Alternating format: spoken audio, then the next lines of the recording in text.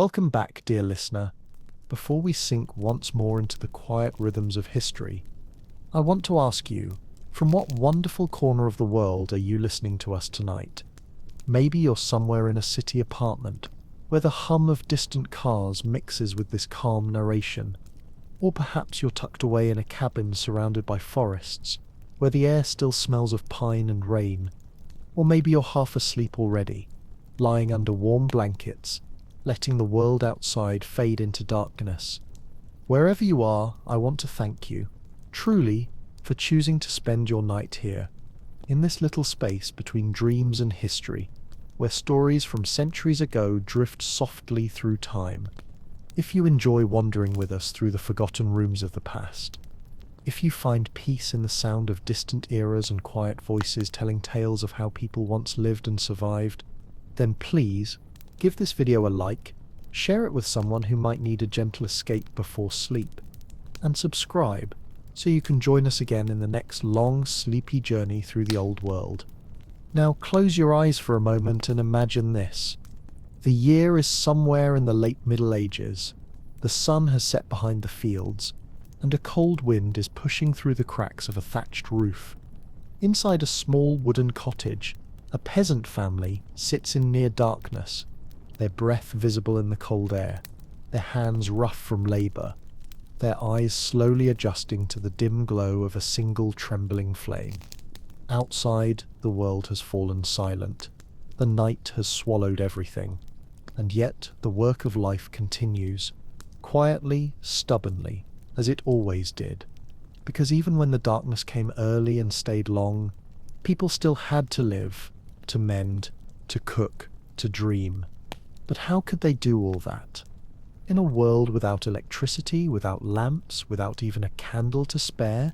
Tonight, we step into that humble world to discover how the poorest of medieval peasants lit their homes, how they fought the cold and the darkness, and how a simple plant from the marshes became their only weapon against the endless night. When the sun slipped behind the hedgerows and the last cart creaked home from the fields, the world of the medieval peasant fell into a darkness so complete it could almost be touched. A living shadow that filled every corner of the cottage, crept across the rafters and swallowed the shapes of tools, chairs, and sleeping animals alike. The walls were rough, built from wattle and daub, a tangled weave of sticks and mud that barely held back the wind, and the thatched roof above groaned softly, as if it too was tired from holding off the weather. Inside, the air was heavy with the day's labour, the scent of sweat, smoke, hay, and damp wool. A few logs smouldered in the hearth, their light fading into a dull reddish glow, casting long, trembling shadows that danced like ghosts over the uneven floor of beaten earth. For a few moments, everything stood still. The hens in the corner clucked once before settling into their straw. A child coughed quietly from beneath a blanket, and the mother, her fingers cracked and reddened from scrubbing clothes in icy water, sat near the hearth, waiting for her eyes to adjust to the dark. Outside, the last bird calls faded into the distance, and only the faint hiss of the fire reminded her that another day had survived the turning of the world. But night did not mean rest. Not always. There were still chores to finish, tools to repair, a torn tunic to mend, and food to prepare for the next morning before the frost stiffened the dough. For that she needed light, and that was something the poor had very little of. Beeswax candles, with their golden glow and sweet clean scent, were luxuries that only the wealthy could afford. They burned brightly in monasteries and noble halls, illuminating pages of scripture and silver platters of roasted meat. But for the peasant family crouched beside a smoky hearth, such brightness was a dream. If a candle ever entered their home, it was usually a gift, perhaps a leftover from a church ceremony or a wedding feast, burned slowly and carefully, each minute of light cherished like bread during famine. But most nights, they had to rely on humbler things. The orange pulse of the fire, the faint glow of embers, and sometimes a strange little invention called a rushlight. It was a poor man's candle, a sliver of plant and animal fat, born not from wealth or luxury, but from necessity and patience. And though its flame flickered weakly and died quickly, for centuries it stood as the only light that dared challenge the medieval dark. When summer began to fade and the first chill whispered across the meadows, the peasants knew it was time to prepare for the darkness that would soon stretch for half the year. They could not afford to buy light, so they went out to gather it. At the edge of every village, beyond the fields where barley swayed and oxen dragged the plough, lay the marshes, damp, quiet and shimmering in the pale afternoon sun. That was where the rushes grew, tall green stalks rising from shallow water, their roots buried in the soft mud, their slender bodies glistening with dew. The peasants would wade into that world of buzzing flies and croaking frogs, their feet sinking with every step, the air thick with the smell of moss and wet earth.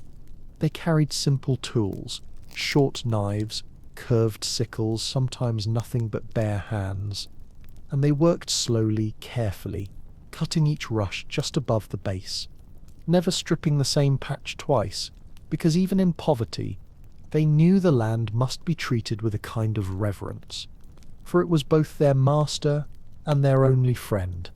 The sound of cutting rushes was soft and rhythmic, a steady hiss of blades against green stems, broken only by the splash of boots and the distant caw of crows. Bundles began to pile up beside the ditches, tied together with bits of old twine or strips of bark, their ends dripping, leaves shining under the pale sky. Each stalk carried within it a secret gift, a pale, spongy core hidden beneath its skin, something no one would ever notice unless they'd been taught the old ways. That inner pith was the wick of tomorrow sip's light. When soaked in fat, it would burn like a candle. Not bright, not for long, but just enough to keep the darkness at bay. It was humble work, but it carried a kind of quiet pride. To harvest light from the swamp was to snatch warmth from the jaws of winter. Every handful of rushes meant one more evening of sewing, one more night of comfort, one more hour of storytelling before sleep. When their baskets were full, the peasants trudged back toward the village, their clothes wet, their hands scratched, their faces glowing faintly from the satisfaction of having gathered something precious. Not gold, not grain, but the promise of a flame. By the time they reached their cottages, the sun had already begun to set, turning the marsh water to molten gold and the sky to bruised purple. They hung the bundles beneath the eaves to dry, and as night crept over the land, the villagers looked out across the fields, watching the last light fade, knowing that soon those same rushes would bring that light back again. When the bundles of rushes had been carried home and hung to dry beneath the eaves of a low, smoke-darkened cottage, the peasants would wait for days, sometimes weeks, until the dampness of the marsh had left them, and the air inside the house began to carry that faint, grassy scent of dying summer, a mixture of earth and hay, and the ghost of the wetlands where those plants had once grown. The stalks would rustle softly whenever a draught slipped through the wooden walls, a whispering sound that seemed to remind them of the bogs and the croaking frogs left behind. And when at last they were ready, when their skins had turned pale and papery, the work of peeling them began. It was slow work, done most often by the mother or eldest daughter, her hands cracked and reddened from years of washing and grinding, her movements patient and deliberate, each rush held between her fingers and drawn carefully under a small blade until the tough green skin split apart and peeled away in curling ribbons. Beneath that outer shell lay the treasure everyone was waiting for, the soft white pith, spongy and delicate, like the marrow of a plant, the secret that allowed these humble stalks to burn. Children sometimes helped, sitting cross-legged near the hearth, the firelight trembling on their faces, as they separated the layers, giggling when the fragile core broke, or when the peeled skins clung stubbornly to their hands, the air around them filled with the dry, whispering sound of rush upon rush being stripped bare. Once the pile of pale wicks grew high enough on the table, the second half of the ritual began, and this part filled the entire cottage with a smell that lingered for days. There was no beeswax here, no fragrant oil, no clean-burning luxury known to priests or nobles. Only tallow, the leftover fat from last week's meat, saved in a clay pot and set beside the fire until it began to soften. When melted, it shimmered in the dim light like dull gold, and yet its scent was thick and heavy, something between cooking smoke and old leather, the sort of smell that clung to the rafters and to the people themselves, marking them with the truth of their poverty. The woman would dip each rush into that molten fat, holding it for a moment so that the pith could drink as much as it could hold, then lift it slowly, letting the warm tallow run down its length and solidify as it cooled in the cold air of the room. One by one she laid them out to harden, the surface of each one glistening faintly as the light from the hearth played across the table, the faint hiss of fat on wood, the only sound beside the fire's breath. It was not beautiful work, but it was necessary, and the slow rhythm of dipping and cooling had its own quiet dignity, a kind of defiance, a way of shaping light out of the leftovers of survival. By the time the last rush had been coated, the room was darker, the day already fading beyond the shuttered window, and the new-made rushlights lay scattered like pale reeds caught in amber, fragile, imperfect, and yet precious beyond words. They would burn unevenly, some for 10 minutes, some for 20, their flames thin and restless. But for a family with nothing else, that was enough. Each of those handmade candles meant one more evening of work, one more meal by light instead of blindness, one more hour stolen from the long medieval night. And as the last pot of tallow cooled beside the hearth, and the mother rubbed her hands on a piece of cloth still slick with grease, there was a moment of stillness, the quiet satisfaction of knowing that, with nothing more than marsh grass and animal fat, they had captured something eternal, the fragile promise of light against the dark. When the cold finally settled over the village, and the long nights began their reign, the peasants brought out the small bundle of rushlights they had made in the dying warmth of autumn, their pale bodies wrapped in linen, or tucked away in a wooden chest beside the hearth.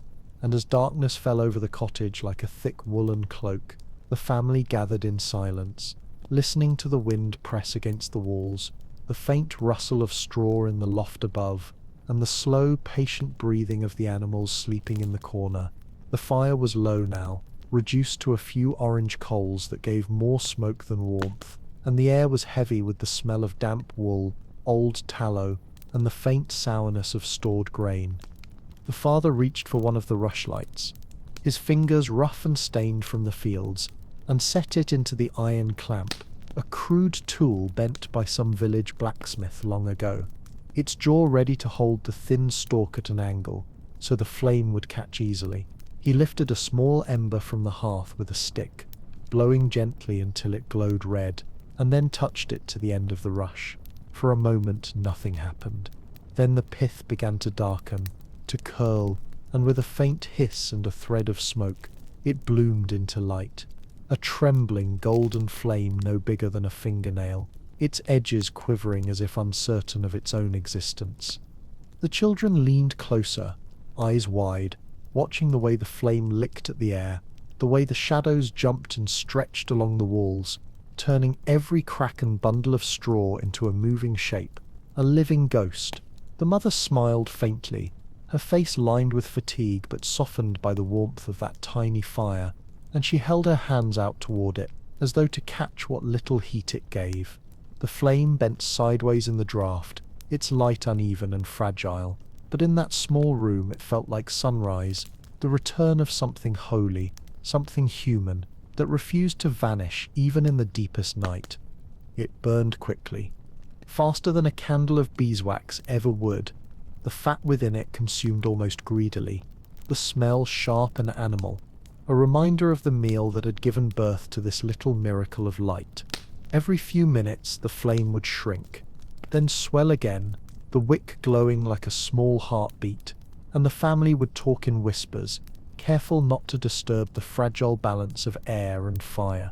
Around them the cottage seemed to breathe with the light. The iron pot gleamed dully, the wooden bowl cast a long curved shadow, and the faces of the children glowed amber and gold as they watched the flame fight against the dark. Outside, the wind howled across the thatched roof, rattling the shutters and sending a thin spray of snow through the cracks, and for a heartbeat the rushlight flickered as though it might die, the flame thinning to a ghostly thread before flaring up again, stubborn and alive. The father adjusted the clamp, tilting the stalk a little higher, and the light returned, steady and calm now, its glow falling across the table where the mother's needle glimmered and a torn sleeve waited to be mended. In that brief circle of brightness, time seemed to hold its breath. It was not much, a flame that would last perhaps a quarter of an hour before collapsing into smoke and silence, but it was enough to finish a stitch, to share a few words, to look into one another's faces and remember that even the poor could command fire, that even in a world ruled by cold and shadow, there was still a place for light. And when at last the rush burned down to nothing, leaving only a thin curl of smoke that twisted upward and vanished, the family sat quietly in the dark once more, the glow of the hearth painting faint halos on the floor, and in that silence, broken only by the wind and the steady rhythm of their breathing, it was hard not to feel that something sacred had just happened, that for a few fragile minutes they had kept the night itself at bay. When the last ember of the rushlight faded into the dark, and the cottage sank once more into its natural silence, there was a moment of stillness that felt almost holy, the kind of silence that does not belong to poverty or to comfort, but to the simple knowledge of having endured another day. In that hush, the peasant family would stretch out on their straw mattresses, the faint warmth of the hearth breathing against their skin, and above them, the darkness returned to its quiet dominion, vast and complete, but no longer as terrifying as before, because somewhere in their memory there still lingered the echo of that tiny flame. For the people of the Middle Ages, light was never taken for granted, because it was not constant, not abundant, not something summoned by the flip of a switch or the turn of a handle. It had to be made, nurtured, protected, and in that fragile process lay a certain reverence, a slow and honest understanding of how precious illumination truly was. The rushlight, humble and imperfect, was more than a tool. It was a small victory over nature, an act of defiance against the endless dark that ruled their world. It carried within it a promise that even the poorest soul, armed with nothing but grass and grease, could hold back the night, if only for a little while. Light, to them, was not just brightness. It was warmth. It was safety. It was the border between chaos and calm. It drew families together, pulled faces from shadow, and wrapped them in the same small circle of gold where laughter, prayers, and whispers could still exist. Around that trembling wick, life itself seemed to grow softer, slower, and more human, as though each flame remembered the divine spark that first lit the stars. When you think of the Middle Ages now, you might picture mud, hardship, superstition, endless work, and cold. And yet, inside every cottage, beneath the smoke-stained rafters and the thatched roof, someone was always fighting back with a bit of light. Each rushlight burned away the edges of despair, one fragile flame at a time, and though the smoke was thick and the burn short, its glow carried a kind of eternity that no darkness could erase. And perhaps that was the secret meaning of light for those who lived so close to the earth. It was a symbol not of wealth or luxury, but of persistence, of resilience, of faith itself, faith that morning would come, that warmth would return, that the darkness would never be allowed to win completely.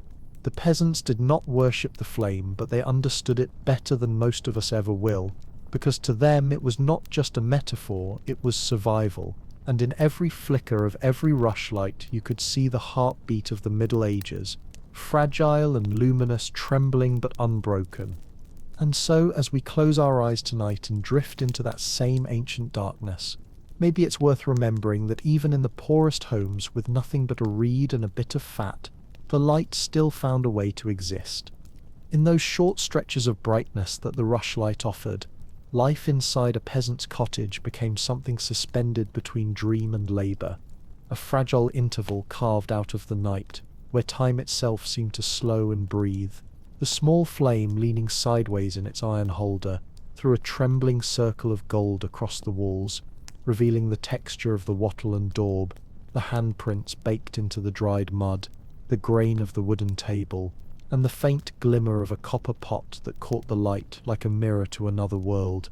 Within that flickering radius, the family's movements softened into ritual, the mother bending her head over a tunic to mend a tear, her needle catching each pulse of light like a tiny star, the father shaping a new handle for a hoe, the scrape of his knife measured and patient, guided more by memory than by sight, the children whispering to one another in the corner, their faces half in shadow, half in gold, their eyes reflecting the fire like polished amber stones.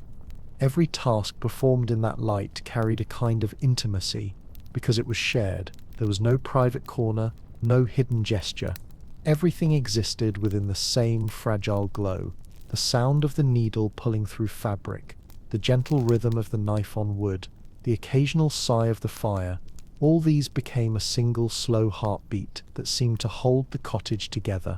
The air shimmered faintly, not from warmth but from smoke, the scent of tallow mixing with the damp breath of the walls, and the faint sweetness of drying herbs that hung from the rafters. Outside, the darkness pressed harder, vast and infinite, filled with the muffled cries of owls and the distant barking of dogs.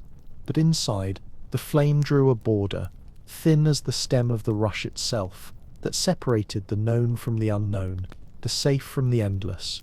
Sometimes the mother would glance toward the window, where frost patterns were already beginning to form, and for a moment her face would turn thoughtful, as though she could feel the weight of winter waiting beyond the glass. Yet she did not move away from the light, because here, within this little world of smoke and warmth, everything that mattered was contained. The rushlight burned fast, and they could see its life ending even as they worked, the stalk blackening, the flame shortening, the tallow dripping down and hardening into small beads of waxy fat. When it finally reached its end, the father would tilt it a little higher to coax a few more moments of brightness, and everyone would watch in silence, not wanting to waste a single second of what remained. There was something almost sacred in those final breaths of the flame, the way it flared one last time, bright enough to make the shadows leap across the walls, before collapsing inward, shrinking to a red ember, and disappearing altogether. Then came the darkness again, not sudden but deep, spreading quietly like water seeping through soil. The family would sit for a moment, eyes still dazzled by the afterimage of the light, hearts still carrying the rhythm of their work, and as the room returned to blackness, the sounds of the night grew louder, the sigh of the wind through the cracks, the groan of wood, the faint stirring of animals, but somehow it no longer felt oppressive. The darkness had been tamed, if only for a while, and that brief defiance was enough to make it bearable. So they would rise, move toward their straw beds, wrap themselves in rough blankets that smelled of smoke and wool, and whisper good night in voices barely above a breath. The hearth glowed faintly in the center of the room, a dull red wound of heat beneath the ashes, and the scent of burnt tallow still lingered, sharp and earthy, a reminder that light had been there and would return again. Outside, the stars turned slowly over the frozen fields, indifferent and eternal, but inside that little house, humanity endured, fragile, patient and warm against the dark. As the year sank into its deepest cold, and the sun began to vanish before most of the day's work was done, the peasants of medieval Europe entered a season that felt less like a chapter of time and more like an unending pause, a vast stretch of shadow and frost that swallowed everything in silence. The nights were so long that it was often hard to remember where one ended and the next began, and though each dawn returned eventually, it came pale and weak, dragging across the frozen fields like a tired ghost. Inside the cottages, life contracted into smaller circles, of firelight, of breath, of stories whispered in the dark, and every task, every sound, every flicker of movement carried the weight of patience and endurance. The cold crept through everything. It came through the cracks in the door, through the gaps in the walls, through the floor itself, rising like a tide until it met the warmth of bodies huddled together for sleep. The animals in the corner breathed softly, their bodies steaming faintly in the air, and the smell of hay and damp wool mingled with the lingering tang of tallow and smoke. The peasants had long since learned that firewood was precious, that the hearth could not burn bright all night, so the embers were covered with ash to keep them alive until morning. And in that half-dark, people lay close, sharing warmth and dreams, while the world outside froze to stone. Yet the darkness was not entirely a thing of fear. It brought with it a strange intimacy, a slowing down of life that made every sound and every thought louder. The villagers told stories then, old tales of saints and miracles, of wolves that walked on two legs, of spirits that guarded the forests, and of angels that wandered among men in disguise. The oldest among them would speak in low, deliberate tones, their words unrolling like smoke, and the children would listen with wide, unblinking eyes, the flicker of the rushlight dancing across their faces, making them look half real, half dream.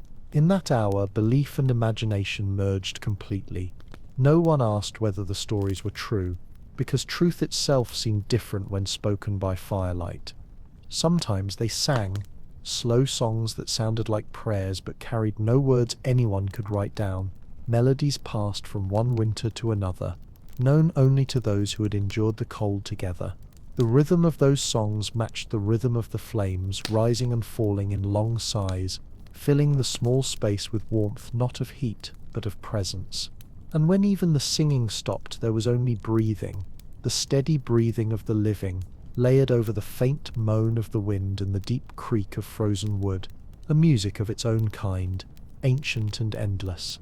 To live through the medieval winter was to live by rhythm, to measure time not by clocks or calendars, but by the slow return of light, by the number of rushes left unburned, by the feel of frost on the skin each morning. Days were little more than brief interruptions between nights, and the nights themselves were both a trial and a refuge. People learned to work within them, to think within them, to dream in them, and though hunger and sickness often lingered close, there was still room for wonder, for gratitude, for the quiet joy of being together under the same roof while the world outside howled. When at last the first hint of spring began to stir, a drop of water falling from the roof, a patch of earth softening beneath the snow, it did not come as a shock but as a slow awakening, like the lifting of a heavy blanket.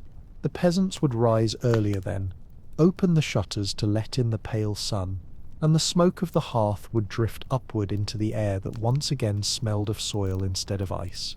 The rushlights would be nearly gone by then, only a few left for the final nights, and each one would be burned with a kind of ceremony, as though saying farewell to the long season of darkness that had kept them hidden but also kept them alive. And so the rhythm began again. Harvest, marsh, rushes, tallow, light and winter, a circle without end, an old covenant between the poor and the elements, between the flame and the cold. Year after year, generation after generation, the peasants kept their light alive, not out of hope for comfort, but out of faith in endurance itself, in the stubborn, unyielding belief that even the smallest spark, once kindled, deserved to keep burning against the night. To understand the medieval night, one must first forget everything we know about our own, because theirs was not a thing to be banished but to be lived within, not an enemy to escape, but a companion to endure. The people of the Middle Ages did not divide the world into light and dark the way we do, for to them darkness was not the absence of life, but a kind of life in itself, slower, quieter, more inward, filled with meanings that no daylight could reveal. When the sun went down and the countryside dissolved into shadow, something sacred descended upon the land, something that asked for stillness and reverence, as if the earth itself were drawing a long breath after the noise of the day. In that dim world of flickering rushlights and dying embers, faith and imagination intertwined so closely that it was often impossible to tell one from the other. The darkness was a veil through which God might speak or through which spirits might pass. It was both danger and revelation, fear and grace. The peasants who knelt beside their beds to whisper evening prayers did so not merely out of habit, but out of a deep, instinctive sense that the night itself listened. The silence was not empty. It had texture, depth, and weight, like wool drawn over the world, and within it every thought seemed amplified, every breath like a confession. Church bells often marked the hours of the night, ringing softly through the frozen air, compline, matins, lauds, each sound echoing across the sleeping fields like a reminder that time still moved, even when the world appeared still. Monks in their cold stone cells rose before dawn to chant in the dark, their voices rising like threads of smoke into the unseen rafters, and though most peasants could not hear them, the rhythm of those prayers seeped into the fabric of rural life. Even those who had never stepped inside a monastery understood that somewhere, in some distant cloister, words of light were being spoken against the dark, and that was enough to make the night feel less lonely. Dreams, too, belonged to the sacred domain of night. Medieval people believed that sleep opened a gate between worlds, that through dreams the soul could travel, receive warnings, glimpse visions of heaven, or echoes of purgatory. The boundary between the real and the divine grew thin after sunset, and many believed that angels or saints might visit in that silence. Their presence felt more as warmth than as sight, and yet, alongside the holy, there was always the haunting, the idea that the devil also walked in darkness, that witches gathered under the moon, that the lost souls of the unburied wandered through the fields. This duality, fear and faith, dread and devotion, gave the medieval night its power, its shimmering balance between terror and peace. To step outside after midnight was to enter a world where sound and shadow ruled, the crunch of frost beneath a boot, the whisper of wind through bare branches, the creak of a distant cartwheel echoing miles away. Each noise a reminder that even silence had a voice. The stars hung low and brilliant, untouched by the smoke of cities, and their cold light seemed close enough to reach. Many peasants, pausing in the stillness, would look up at that sky and feel both small and eternal at once, their lives so brief, their souls so vast. Darkness, for them, was not a punishment. It was a rhythm, a time to listen rather than act, to pray rather than labor, to imagine rather than see. It shaped their faith and their fears, their sleep and their survival. In its depths, the rushlight's flame burned not just as a tool of necessity, but as a symbol, a tiny defiance that did not break the dark but gave it meaning. And so the medieval world did not divide night and day into good and bad, but accepted both as halves of the same whole, one for toil, one for reflection, one for the body, one for the soul. In that balance, they found a harmony we have long since forgotten, a way of existing with the night rather than against it, of letting the darkness teach them what the light could not. When dawn finally returned to the medieval world, it did not come suddenly or with grandeur, but rather like a hesitant visitor, creeping softly across the horizon, brushing away the darkness one breath at a time. The first light was always pale and cold, a thin silver mist that touched the thatched roofs and the frozen fields with gentleness, as though afraid to disturb the silence that the night had left behind. Inside the cottages the air was still heavy with sleep, and the faint scent of smoke. The embers in the hearth glowed weakly beneath their blanket of ash, whispering that warmth, like hope, never truly died. It only rested for a while. The rooster's cry broke the stillness, distant at first, then answered by another, echoing through the village like a reminder that the world had not ended after all. Dogs stirred, shaking frost from their coats. The cow in the byre shifted and snorted softly, and one by one the sounds of life began to rise. Creaking wood, muffled footsteps, a child's cough, the quiet thud of a bucket against a well stone. In that slow awakening, everything felt fragile, tentative, as though the day itself might decide to retreat again if disturbed too soon. The peasants woke before the sun had fully climbed the sky, their movements slow and deliberate, pulling on rough woolen clothes still stiff from the cold. their breath visible in the dim air. The father stirred the fire back to life, using a stick to uncover the embers, feeding them with small bits of kindling, until a flame caught and the first thread of smoke curled upward through the hole in the roof. The mother bent over a wooden bowl to knead coarse dough for the morning bread, her fingers moving automatically, guided by habit and necessity, the rhythm of survival continuing without thought.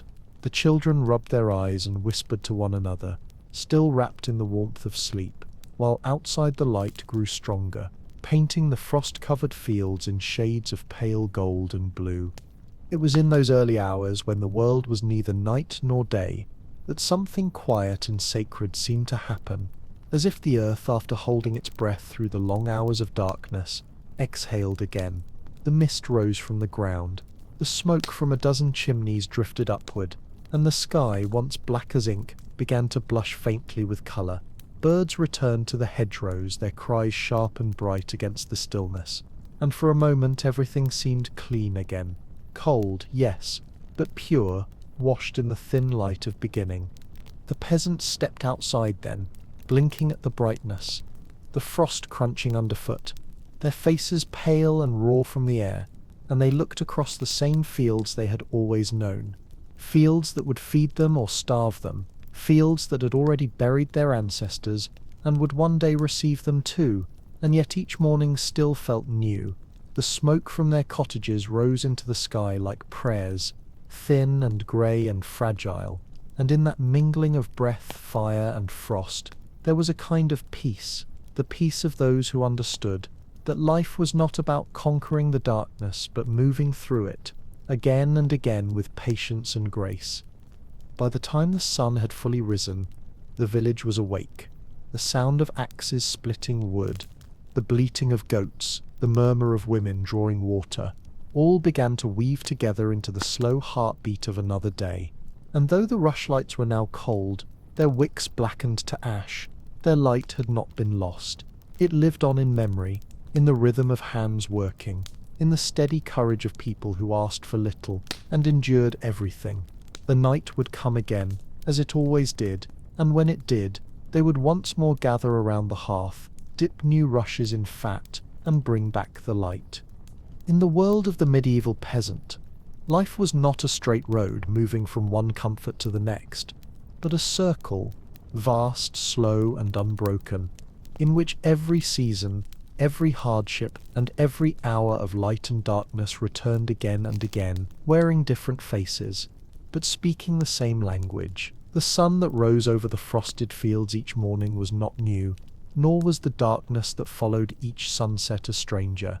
They were the same two halves of existence, eternally chasing one another across the sky, each one necessary, each one incomplete without the other. People did not dream of escaping the cycle. They lived inside it, like the pulse inside a heartbeat, accepting that to be alive meant to endure repetition, to labour and rest, to burn and fade, to light and to darken. The fields themselves mirrored that rhythm, falling asleep under snow and waking again beneath the plough, the soil breathing with the same patience as the people who worked it. Every handful of grain that fed a family came from a seed buried in darkness, and perhaps that is why the peasants never truly feared the night, because they understood that even the smallest life began there. They saw it not as an end but as a womb, not as the death of light but as the silence in which light gathered strength to be born again. The rushlight that burned for 15 minutes on a winter evening was only the visible echo of a much older truth, that the world survives not by constant brightness, but by the mercy of its returning glow. Religion, labour, and nature were not separate realms in this world, but one continuous rhythm, and the peasants moved within it like slow music. The church bells that marked the hours of prayer were the same bells that told them when to milk the cow or return from the field. The rising of the sun was both a spiritual symbol and a practical relief, and when they crossed themselves at dawn, it was not only to praise God but to thank the light for having found them again. In their humility, they touched something the modern world has forgotten, the knowledge that the sacred hides in the ordinary, that there is holiness even in the smoke of tallow, in the sound of a spindle turning, in the warmth of a hand against cold skin. And so, the days turned into nights, and the nights into days. The rushlights were dipped and burned and made again. The seasons wheeled over the same patch of earth, and time itself became not a ladder but a circle. Within that circle, every death was a seed, every silence a prelude, every shadow a promise that light would return. The peasants may have been poor, and their world small, but in their acceptance of this endless pattern they lived closer to eternity than kings ever did, because to live without breaking the rhythm is to live within the pulse of creation itself. The medieval world, with its flickering flames and endless winters, was not one of despair, as we often imagine, but of balance, a place where darkness had meaning, where patience was strength, and where even the faintest light was enough to remind the soul that it was never truly alone. And perhaps that is the final lesson the rushlight offers us across the centuries, that we do not conquer the night by destroying it, but by learning to live beside it, to let its silence teach us, to let its shadows deepen our sight, and to trust that no matter how long the winter, the light will always find its way back home. Long after the Middle Ages faded into history, long after the cottages of wattle and daub crumbled into the soil they were built from, the meaning of that fragile flame endured, not in the rushlight itself, which vanished with time, but in the quiet reverence it had taught the human heart. The peasants who dipped their reeds into tallow and held them up against the dark may never have known it, but they were building something far greater than mere illumination. They were shaping the idea that light is sacred because it is fleeting, that what burns and dies is not wasted but redeemed by the warmth it leaves behind. Each time that small flame flickered in the draught of a winter night, it whispered a truth older than any prayer, that the soul of man is not measured by the size of his wealth, but by the persistence of his light. In the centuries that followed, when candles of wax replaced the rushlights and the glow of oil lamps filled the cities, something of that old intimacy was lost. The awareness that light had a cost, that it had to be earned, crafted, and guarded. Yet even as the world grew brighter, the memory of the darkness remained, and in cathedrals across Europe people still lit candles before statues of saints, each flame a descendant of those humble marsh-born wicks. The gesture carried the same meaning, a small surrender of effort, a humble offering of warmth to the unseen, a flicker of faith that bridged the gap between heaven and earth. The peasants who once prayed before the trembling light of their rushes would have understood perfectly the soundless language of those candles, for both spoke of hope that refuses to die quietly. Over time, light became not just a tool but a symbol of wisdom, of grace, of salvation itself. The monks who illuminated manuscripts with gold leaf were repeating, in their own way, the same act as the peasant mother who had once lit her cottage after sunset. Both were setting a spark against the void, carving meaning into darkness. Even in our own age, flooded with artificial brightness that ancient instinct endures, we still gather around fires, we still light candles in windows, we still look for warmth not only to see but to feel less alone. Somewhere deep inside, the medieval understanding of light remains, that illumination is not merely physical but spiritual, that the smallest flame is enough to prove the night is not eternal. If you were to stand tonight in one of those old fields where the marshes once whispered and the rushes once grew, you would find nothing but stillness. No cottages, no voices, only the faint murmur of the wind moving through the grass. But if you listen long enough, you might almost hear them. The sound of hands peeling rushes, the sigh of tallow melting, the soft prayer of someone thanking the light for coming back. The air would smell faintly of damp earth and smoke, and the horizon would hold that same eternal promise, the promise that has never left us, that even after the longest night the world remembers how to glow, because light, once born, never truly disappears. It travels, transforms, and finds new forms to live in the flame of a candle, in the glow of a hearth, in the quiet courage of those who keep going through the dark. The medieval peasants, who made their light from mud, fat, and faith, left behind no monuments, no books, no empires, but they left us something far more enduring, the the understanding that every human life, no matter how small, is a rushlight, brief, imperfect, trembling, but radiant while it lasts. Perhaps, in the end, all that separated those who lived centuries ago from us is the kind of light they held in their hands. For though we no longer gather reeds from the marshes or melt tallow over the hearth, we still reach for brightness in the same instinctive way. We still crave that fragile reassurance that somewhere, even in the depth of night, something continues to glow. The medieval peasant standing by his rushlight and watching its flame bend and tremble in the draught would have understood that he was looking not only at fire, but at something far more mysterious, a reflection of himself, of his endurance, his fragility, and his stubborn will to keep living in a world that was often cold and indifferent. And if you strip away all the centuries, the inventions, the noise and abundance of our modern life, that same truth still burns quietly inside every human being, that our existence, like theirs, depends not on how long the light lasts, but on how bravely we choose to keep it alive. Each person carries within them a small and private flame, invisible to others, yet unmistakably real, a light born from memory, from longing, from love, and from the simple will to keep walking through the dark. It flickers sometimes, weakened by fear or grief, by the long winters of our own making, but it never goes out completely. It hides, waiting for breath, for warmth, for the quiet moment when the heart remembers what it was made for. In that sense, the rushlight was never just a tool of survival. It was a symbol of the soul's refusal to vanish, of the way even the poorest hands could still summon beauty, still create meaning, still leave behind a trace of gold against the void. There is a strange comfort in knowing that across the ages we have all shared that same gesture, the lighting of a small flame against the vastness of night. Whether it was a reed dipped in animal fat, a candle in a chapel, a lantern carried home through the fog, or a light on a screen glowing in the quiet hours before sleep, the act remains the same, to push back the darkness, even if only for a moment, and to remind ourselves that we are not made to disappear without resistance.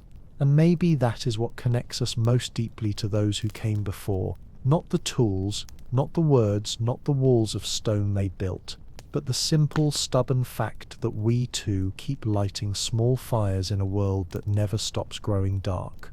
The medieval rushlight may have burned for only 15 minutes before turning to smoke, but in those 15 minutes it illuminated everything that mattered: faces, hands, love, labour, faith. Its light, though humble, carried a dignity that still humbles us, because it reminds us that to be human is not to command the sun, but to cherish the candle, not to defeat the dark, but to live alongside it with grace. And perhaps that is the most enduring lesson left to us by those long-vanished souls, that even when everything around us feels uncertain, fragile, fleeting, we can still be the flame. And as the wind moves softly through the centuries, carrying with it the memory of smoke and prayer, it whispers the same message into every generation: guard your light, feed it gently, share it freely, because it is not meant to last forever, only long enough to keep another heart from being lost in the dark. Long after the flame itself has vanished, its memory remains, not as light, but as warmth that lingers in the air, a faint, invisible trace of what once burned. In the medieval cottage, when the rushlight had melted to ash, and the last thread of smoke had slipped through the hole in the roof, the darkness that returned was never quite the same. It was softer, shaped by what the light had revealed. The faces, the hands, the quiet breath of children asleep beneath rough blankets, all these lingered in the imagination, glowing in memory long after the fire was gone. And so it is with all light and all lives. What truly endures is not the burning itself, but the tenderness it leaves behind. Somewhere, even now, deep beneath the soil of forgotten villages, there are traces of that world still buried: a shard of clay blackened by smoke, a rusted iron holder once used to grip a rushlight, the faint scent of tallow preserved in the pores of ancient wood. Each fragment tells the same quiet story, that people once lived here, and they cared enough about the dark to fight it. They were not heroes, not scholars, not saints, just hands and hearts that refused to vanish quietly into night. And though their names are lost, their gesture survives in every flame we light today, in every candle placed before a window on a winter evening, in every whisper that begins with long ago. Because storytelling too is a kind of fire, one that moves from mouth to mouth, from century to century, carrying not just words but warmth. Every time we speak of them, the peasants who gathered marsh reeds and dipped them in fat, we are lighting that fire again. Every sentence is a spark struck against the dark, every memory a small circle of gold drawn around what we cannot bear to lose. The past glows most brightly in the retelling, and so long as someone remembers the rushlight, it will never go out. Perhaps that is why we return to these stories, not only to learn what they did, but to feel what they felt, to touch that fragile thread of light that binds us to them. For even though the tools have changed, the instinct remains the same: to gather around warmth, to speak softly in the dark, to keep something alive that the world might otherwise forget. The medieval rushlight burned in a silence we can scarcely imagine, but its flame crosses the centuries, unchanged, reaching us still, a whisper of faith, of endurance, of humanity itself. And somewhere, as the wind drifts through the fields where those reeds once grew, it carries the faintest echo of that old invisible glow, the memory of fire, still flickering, still alive, still waiting to be told again. And so the centuries turn, one after another, like the slow rotation of the earth beneath a starlit sky, and though the cottages of wattle and daub have long since melted back into the soil, and the rushlights have burned their last, the story itself never truly ends. It only changes form, like smoke curling into air, like flame becoming memory. Every age finds its own way to light the dark, its own small flame to keep the night at bay, and every generation, in its own language, repeats the same quiet prayer, whispered by those who came before: "Let there be light, even if only for a while." The peasants of the Middle Ages are gone, their names erased by time, their fields ploughed into new earth. Yet the rhythm of their existence endures in the pulse of our own lives. In every morning we rise to begin again. In every evening we surrender to the dark. In every moment we find comfort beside a flickering glow. The candles on our tables, the lamps in our rooms, the screens that bathe us in pale electric light, all are descendants of that same ancient gesture, the reaching out of human hands toward warmth, toward sight, toward meaning. The tools have changed, but the heart that holds them has not. Somewhere in the stillness between day and night, we are all connected. The monk who woke before dawn to pray in the dark, the peasant woman who watched her rushlight burn to nothing, the child who fell asleep to the hum of wind outside the cottage wall. Their breath, their faith, their small acts of endurance have become the quiet inheritance of every person who has ever lived by light.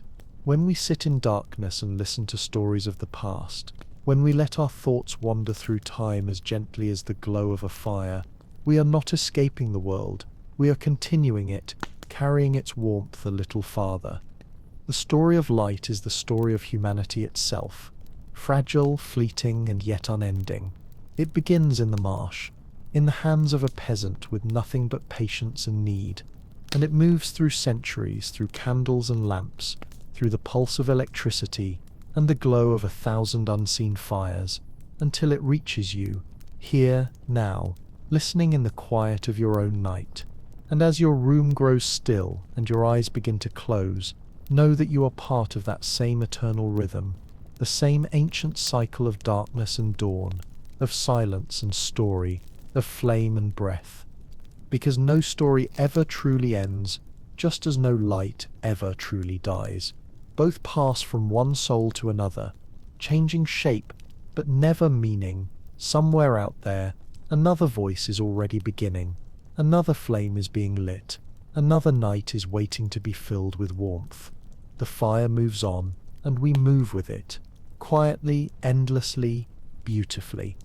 And now, as the last words fade and the fire grows quiet, imagine that the world around you has gone still again.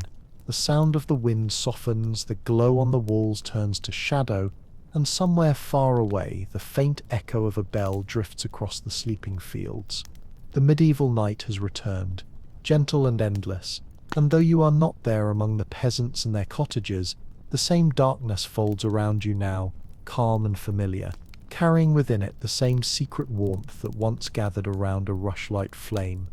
You can almost see it, a small circle of gold trembling in the air, the face of a tired mother sewing beneath it, the breath of a child slowing as he drifts into dreams, the father's hand steady on the iron holder, keeping the flame upright against the wind.